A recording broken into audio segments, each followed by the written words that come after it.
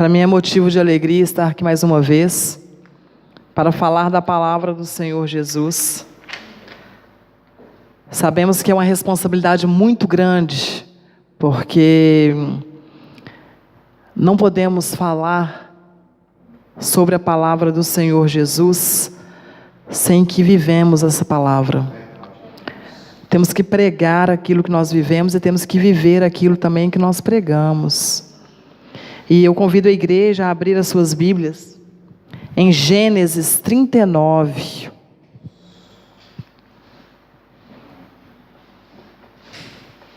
É uma passagem muito conhecida.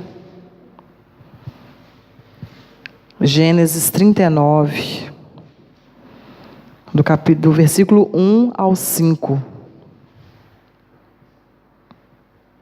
Todos encontraram? Amém? E José foi levado ao Egito, e Potifar, eunuco de Faraó, capitão da guarda, varão egípcio, comprou-o da mão dos ismaelitas que o tinha levado lá. E o Senhor estava com José. O Senhor estava com quem, irmãos? O Senhor estava com José. E foi varão próspero, e estava na casa de seu senhor egípcio. Vendo, pois, o seu senhor que o Senhor estava com ele, e que tudo o que ele fazia, o Senhor prosperava em sua mão. José achou graça a seus olhos, e servia-o, e ele o pôs sobre a sua casa, e entregou na sua mão tudo o que tinha. E aconteceu que, desde que o pusera sobre a sua casa, e sobre tudo o que tinha, e o Senhor abençoou a casa do egípcio, por amor de José. E a bênção do Senhor foi sobre tudo o que tinha na casa e no campo. Essa história de José é uma história que todos nós já conhecemos. Talvez vocês vão falar assim, novamente essa mensagem sobre José. Nós sabemos da história de José de trás para frente e de frente para trás. Mas eu quero fazer apenas um pequeno resumo sobre o que o Espírito Santo de Deus colocou em meu coração para ministrar nesta noite. Sabemos que José era um jovem sonhador. Ele tinha irmãos, e porque ele era um jovem muito sonhador, e ele confiava em seus irmãos, ele contava para os seus irmãos aqueles sonhos que ele tinha. Olha, hoje eu sonhei com tal coisa assim. E os irmãos de José, por inveja, ou por raiva, por achar que o pai amava mais a José do que os outros, começavam a perseguir José. Criticavam dele, zombavam dele, e deixaram aquela ira alimentar. Foram alimentando. Toda vez que José fazia algo, os irmãos de José perseguia, criticava, punha José de lado. Não queriam saber de José para nada. Eles viam José como uma pedra de tropeço na vida deles. Só que Deus tinha um propósito na vida de José. Mas os irmãos não entendiam, José não entendia, o pai de José não entendia, ninguém entendia. E o tempo foi passando. Venderam José, jogaram ele naquele poço, depois ficaram com dó, tiraram, venderam por 20 moedas de prata. O que é 20 moedas de prata? Não é nada. Mentiram ao teu pai, falaram que José tinha morrido. Essa história todo mundo já conhece. Até que José chegou na casa de Potifar. Até que isso passou anos, né? Talvez nós pensamos assim, aconteceu com José hoje isso, amanhã foi outra coisa, depois da manhã foi outra coisa e pronto, a história de José acabou. Isso foram anos acontecendo, processos na vida de José. Só que eu creio, irmãos, que aqui, como diz a palavra do Senhor, Deus estava com José o tempo todo. E eu posso afirmar, porque eu creio dessa forma, que José não murmurou hora nenhuma. Mesmo quando ele estava jogado dentro daquele poço, o José tinha certeza que Deus estava com ele. Ele sabia que existia um propósito, qual ele não sabia. ele não entendia o porquê os irmãos faziam aquilo com ele, mas ele tinha convicção que o Senhor estava com ele naquele lugar. E o tempo todo José, ele orava, ele agradecia a Deus, ele pedia a Deus forças. Eu não imagino José dentro, igual ele foi levado para uma prisão, depois, né, da história, a mulher de Potifar queria ele e não sei o quê, e pronto. E José, o que ele fez? Ele fugiu disso tudo. Fugiu disso tudo. E foi parar numa prisão injustamente. Mesmo dentro daquela prisão, José adorava o Senhor Jesus. O que eu quero trazer para vocês nessa noite? Tudo que acontece nas nossas vidas, nós, cristãos, temos o hábito de falar assim: é propósito de Deus. Às vezes nem entendemos o porquê de tal situação está acontecendo em nossas vidas. Mas a resposta mais fácil para quando não temos resposta é propósito do Senhor Jesus. Então hoje o que eu quero trazer para a igreja é aprendendo a entender e aceitar o propósito de Deus em nossas vidas. Porque quando aprendemos e aceitamos o propósito de Deus nas nossas vidas, vai acontecer igual aconteceu com José, vai acontecer nas nossas vidas.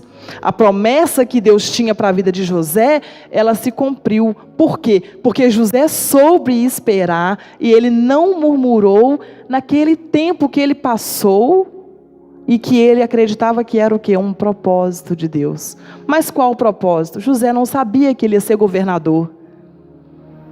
Não passou nunca pela cabeça de José que ele ia ser um governador do Egito. Nunca na vida dele. Então o que aconteceu? José, ele estava longe dos pais, estava longe dos irmãos, numa terra desconhecida, onde a terra era completamente idólatra. E José, então, ele estava o quê? Sozinho. Mas ele tinha Deus. José não se deixou corromper com aquelas situações todas que ele vivia, que ele presenciava naquele palácio cheio de luxúrias, cheio de mulheres. Ele não se deixou corromper com nada disso. Eu acredito que José, ele poderia ter falado assim: agora estou longe dos meus pais, meus irmãos não querem saber de mim, me venderam, não me procuraram, não querem saber se eu estou vivo, se eu estou morto. Também não vou fazer mais nada. Agora também não vou orar e também não vou servir a Deus. Por que que Deus permitiu que isso acontecesse comigo? Que mal José tinha feito aos irmãos? Nenhum. Só porque ele sonhava? Qual de nós não somos sonhadores? Só que o que aconteceu com José, irmãos? Muitos podem falar que no dia de hoje, trazendo para o dia de hoje, quando nós vemos uma criança ou um adulto que nasceu aleijado, por exemplo, não tem as duas pernas, então ele caminha com as mãos. Então o que a gente fala? Essa pessoa, ela tem uma superação, ela superou uma deficiência dela. Eu não acredito que ela superou uma deficiência não, irmãos. Ela não ficou, foi à espera da morte. Ela quis viver, mesmo sabendo que não tinha as duas pernas. José quis viver, mesmo sabendo que estava longe do pai, da mãe e dos irmãos. José acreditava que Deus tinha um propósito para a vida dele. Ele não entendia qual o propósito, mas ele acreditava naquilo. Então o que acontece nas nossas vidas? Cada um de vocês que estão aqui, eu também, Deus teve um propósito para a minha vida, como Deus tem um propósito para a vida de vocês. Quando eu nasci, irmãos, eu nasci e a minha mãe conta que eu era muito doente.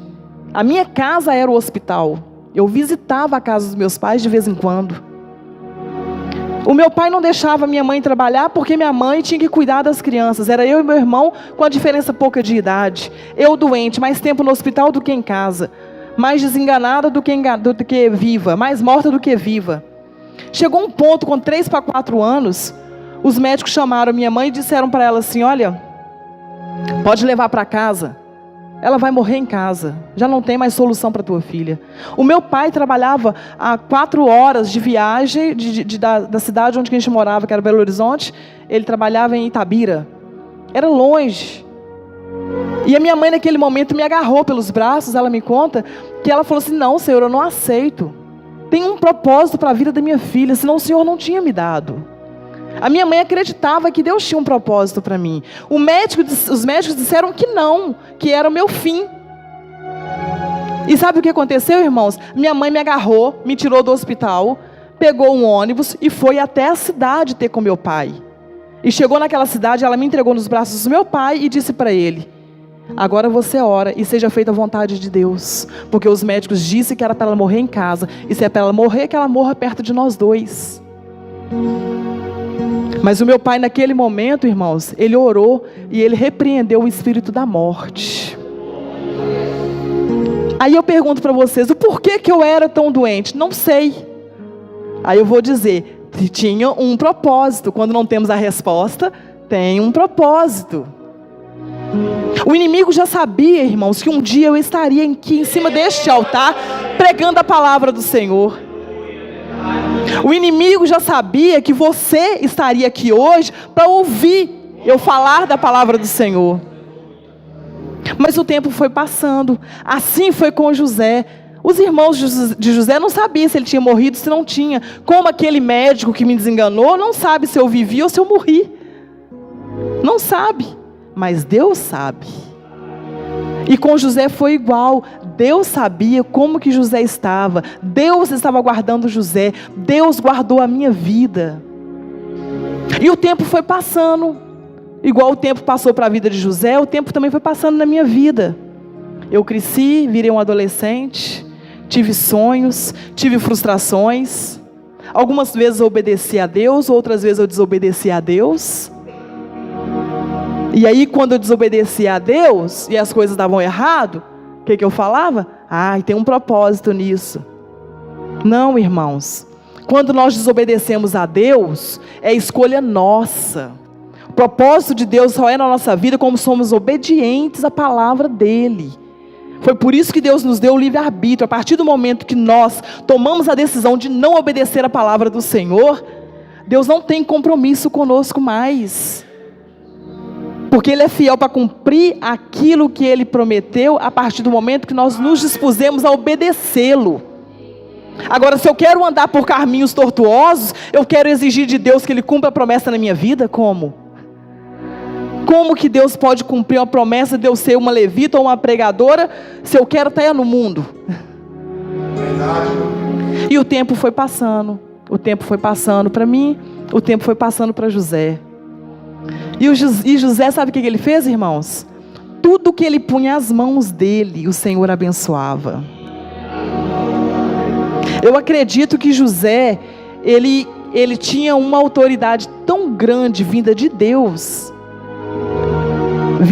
Ele tinha tanto Deus dentro dele ali mesmo, que ele não tinha coração para odiar os irmãos dele. E ele tinha convicção que tinha um propósito naquilo tudo. Ele não entendia, mas enquanto ele não entendia, ele trabalhou, ele buscou a Deus, ele orou, ele estudou. Acredito que ele deve ter feito até economia, né? Estudou para economia, porque ele conseguiu fazer aquilo tudo dar lucro, a ponto de chegar a ser governador. Agora eu pergunto para vocês, como que vocês querem ser governador de braços cruzados? Deus tem uma promessa para mim, eu vou ser uma pregadora, mas eu quero é dormir. Eu tenho preguiça de ler, eu tenho preguiça de ensaiar, mas Deus falou que eu ia ser cantora. Então se Ele falou, Ele que derrame lá a voz na minha garganta. Não foi Ele que prometeu? Sim, Deus promete, sim. E Deus tem um propósito, sim. Mas a parte que cabe nós fazermos, nós temos que fazer. Sabe por quê, irmãos? Porque se você não pegar a palavra do Senhor e estudar e comê-la, como é que você quer ser um pregador? Se você não vier para um culto de ensino e sentar para aprender, como é que você quer levantar um dia para ensinar? E o tempo foi passando para mim, e o tempo também foi passando para José. Só que no decorrer do meu tempo, eu me desviei dos caminhos do Senhor. Alguém pode dizer assim: mas também tinha um propósito. Quando somos teimosos, desobedientes, tem um propósito sim, é quebrarmos a nossa cara. Porque às vezes, Deus, sabe o que acontece, irmãos? Deus quer o melhor para a gente. Nós queremos dificultar as coisas de Deus na nossa vida. Deus fala assim: minha filha, vai por este caminho aqui.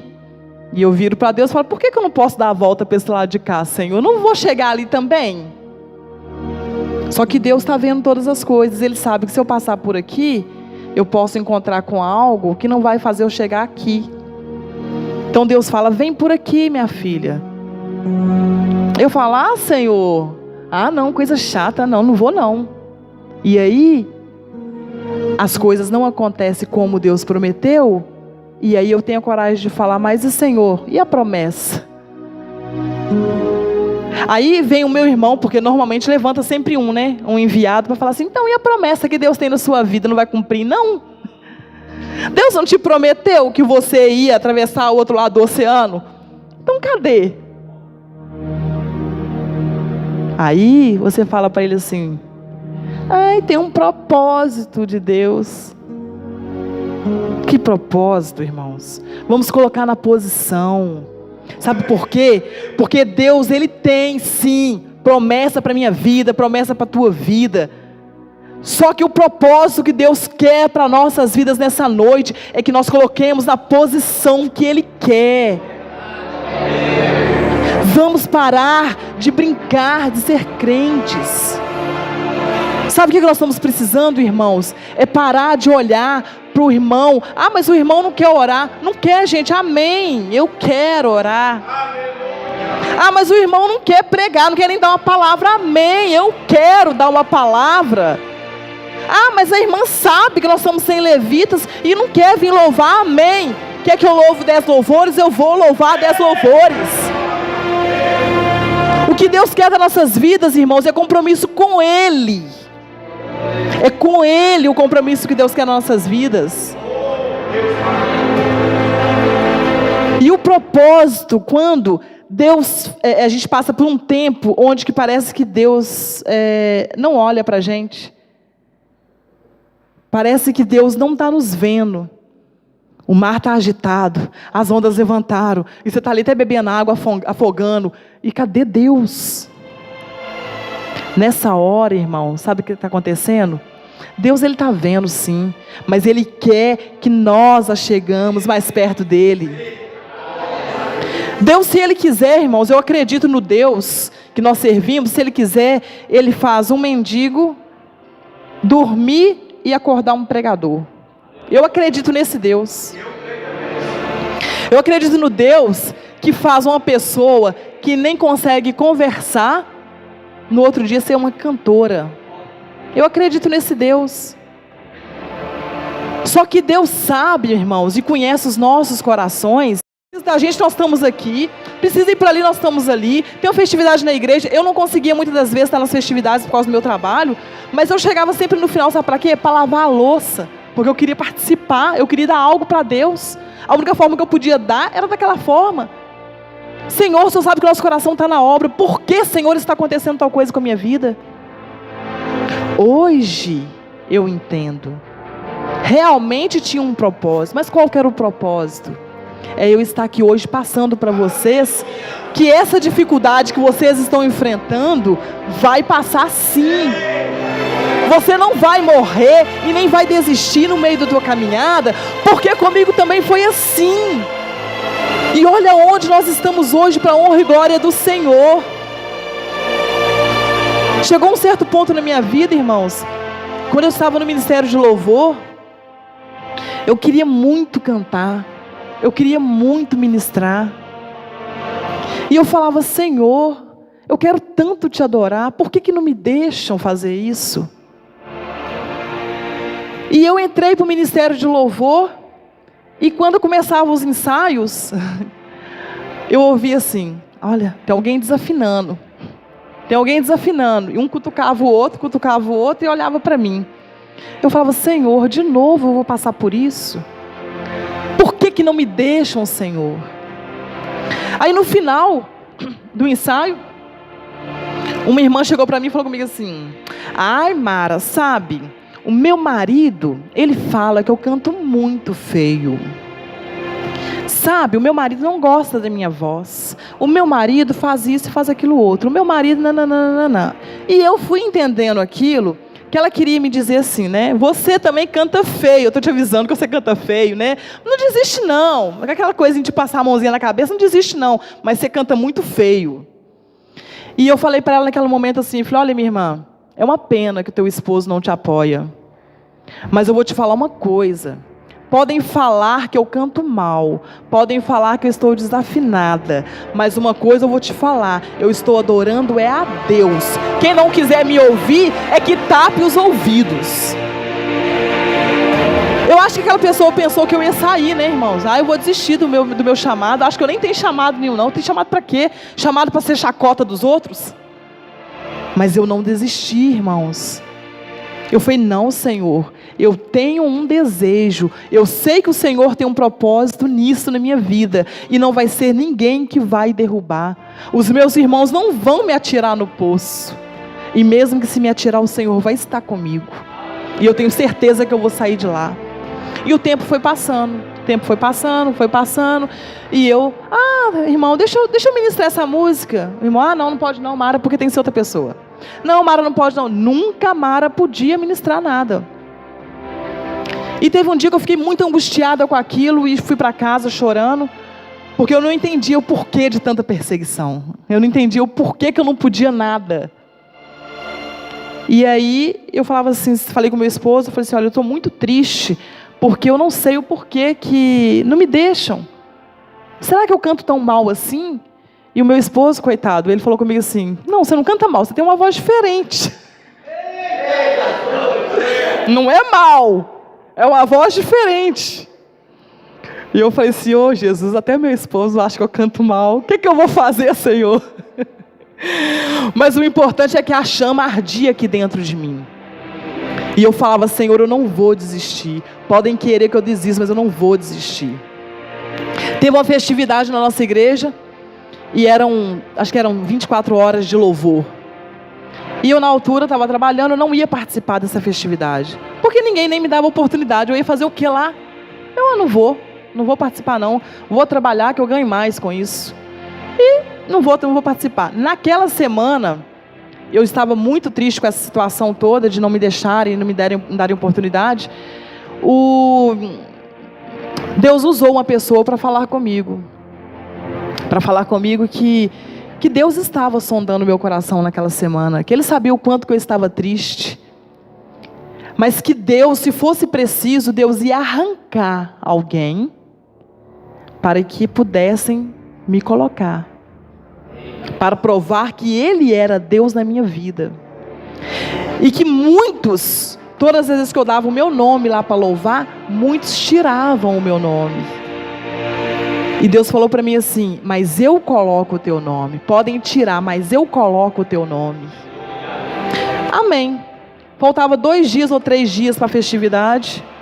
O meu líder de ministério me ligou e falou assim: Mara, eu preciso que você venha ao ensaio, porque aconteceu um problema com a levita que está ministrando todos os louvores, e ela já não vai mais ministrar. E eu preciso que você ministre. A resposta, irmão, veio de imediato. Foi um dia antes, Deus falou comigo, no dia seguinte, aquele irmão me ligou. E eu falei com meu marido, falei assim: olha, Deus já está trabalhando. Amém. Fui para o ensaio, feliz da vida. Alguns falavam: está desafinando. Eu quero lá saber se estou desafinando. Irmãos, chegaram até para o pastor Robson, nosso presidente, e perguntaram para ele por que eles deixavam eu cantar. Tinha pessoas, irmãos, que levantavam e iam para a casa de banho quando eu ia louvar. E sabe o que eu falava? Que tape os ouvidos. Eu estou louvando é para Deus, não é para ninguém. Não é para ninguém. Mas eu persisti, eu insisti. Eu passei, sabe, irmãos, pelo teste do tempo, da persistência. Por quê? Porque Deus tinha um propósito. Qual que era o propósito de Deus com tudo isso? Saber se eu sabia esperar mesmo. Ver qual que seria mesmo o desejo. Será que ardia mesmo no meu coração? Ou será que na mínima empecilho eu ia desistir da minha caminhada? Mas eu não desisti. José também não desistiu. Ele também não desistiu. E o tempo foi passando, irmãos. O tempo foi passando. Um belo dia, eu dei meu nome para louvar. Depois que passou essas 24 horas, né, eu ministrei. Foi uma bênção também, graças a Deus. Mas as perseguições continuaram. Continuaram as perseguições. E eu um dia fui lá, dei meu nome. Vou louvar. E aí a pessoa que estava dirigindo o culto não me chamava. E eu falava: Senhor, o Senhor está vendo tudo. O Senhor está vendo. Voltava para casa triste, irmãos. Eu chorava. Meu marido, coitado, ele já não aguentava mais saber o que fazia comigo, porque eu ficava mesmo triste. Porque eu sabia que aquilo era perseguição, mas eu não entendia por quê. Deus estava moldando o meu caráter. Eu era uma pessoa completamente explosiva, briguenta. Quantas vezes no final do culto eu parei o dirigente do culto e questionei ele por que ele não me chamou? Chamei ele até de puxa-saco. Por que você está pondo fulano? Só porque fulano tem a voz bonita e eu não tenho? Eu estou aqui para adorar a Deus, meu filho, não é para adorar você não. Só que Deus não agradava disso. Sabe por quê? Porque eu desafiava e eu desrespeitava os meus líderes. Mas Deus não agradava disso. Só que eu não entendia que Deus não agradava. E quanto mais eu não entendia, mais de molho eu ficava. Aí, irmãos, começou um processo na minha vida. Porque eu passei muito tempo, esse processo foi longo. Eu passei muito tempo, sabe com o quê, irmãos? Com uma fama de barraqueira. Porque eu brigava por tudo e por nada. Por tudo e por nada. E Deus não agradava. Às vezes, quando o pastor Robson ia pregar, e ele usava a palavra barraqueira, todo mundo olhava para mim. Porque eu já sabia que a barraqueira era eu. E eu não entendia por que estava passando tudo aquilo comigo. Qual que era o propósito de Deus? Deus queria me quebrar, irmãos. Deus queria me moldar o meu caráter. Deus queria, sabe o que, irmãos? Que eu realmente me humilhasse na presença dEle. Só que eu não queria humilhar na presença dEle. Eu até falava: Senhor, eu quero te louvar. Mas era mentira, porque Deus sondava o meu coração. Em certas alturas eu queria era desafiar as pessoas. Eu queria provar que eu ia conseguir, que eu ia, querendo ou não querendo, e Deus não agrada disso. Deus queria achar em mim um coração puro e sincero perante a Ele, indiferente das circunstâncias que estavam passando comigo. Deus não queria que eu fizesse nada para afrontar ninguém. Mas certas horas eu fazia isso, e Deus não agradava. E eu não entendia o porquê que eu estava tão isolada. Eu só falava, sabe o quê? Tem um propósito. Quando a gente não tem resposta, a gente fala que tem um propósito de Deus nisso tudo. Só que, irmãos, o tempo foi passando e eu fui entendendo o propósito de Deus. A palavra que eu quero trazer para vocês é entender o propósito de Deus. Quando você começa a entender que certas situações que estão acontecendo em tua vida é para alguma coisa, é para me moldar, Senhor, é porque o Senhor quer mais perto de Ti, meu Deus, é porque o Senhor quer um coração sincero e o meu coração não está sendo sincero, é que o Senhor quer que eu seja mais verdadeira, eu não estou sendo verdadeira, Senhor. Só que é muito difícil nós reconhecermos que precisamos de mudar algo nas nossas vidas. É mais fácil acharmos o erro no irmão do que em nós mesmos. Às vezes, ouvimos pregações, né? E temos até a coragem de virar para o nosso irmão do lado e falar assim: fulano devia estar aqui. Não, irmãos. Se o fulano não estava aqui, porque a mensagem não era para ele. A mensagem é para quem está. Deus vai pregar para quem não está? Deus vai falar para quem não está? Deus vai falar para quem está. Então, de alguma forma, a palavra é para nós. A palavra é para nós. E quando eu entendi que não valia a pena eu brigar com os irmãos, eu questionar, Porque quanto mais eu brigava, irmãos, mais isolado eu ficava. Quanto mais eu questionava, mais de parte eu ficava. E eu não entendia. Então eu resolvi, irmãos, a me lançar nos pés do Senhor. Eu pedi perdão a Deus. Eu me arrependi de tudo aquilo que eu estava fazendo. Eu falei para Deus com sinceridade, falei, Senhor, muitas vezes eu quis te louvar de coração, mas outras vezes eu quis louvar para aparecer. Porque todo mundo estava louvando, eu também queria. Porque fulano podia, por que eu não podia? Era tipo uma competição e Deus não estava agradando. Eu fiz uma campanha, um propósito de oração. Durante 15 dias nós fizemos lá na sede, das 5 da manhã até o meio-dia. 7 horas de oração e jejum, consagração.